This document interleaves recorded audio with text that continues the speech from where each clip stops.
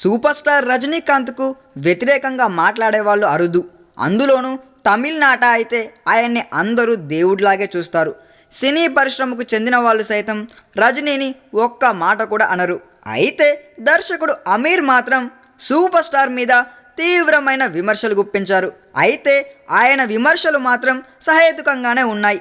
ఇటీవలే నరేంద్ర మోడీ 500, 1000 నోట్లను రద్దు చేయడంపై రజనీకాంత్ స్పందించిన నేపథ్యంలో ఆయన్ని టార్గెట్ చేశాడు అమీర్.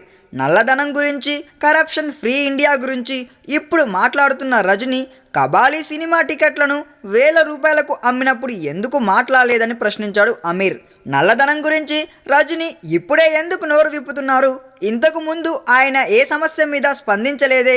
పెద్ద నోట్ల రద్దును మోదీ ప్రకటించిన వెంటనే కొత్త ఇండియా పుట్టిందని రజనీ అంటున్నారు.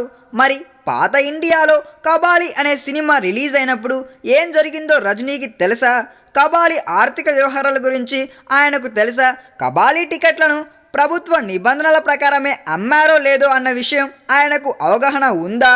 120 రూపాయల కబాలీ టికెట్ను 2000కు అమ్మి బ్లాక్ మనీ పోగేసుకోవడాన్ని ఆయన సమర్థిస్తారా?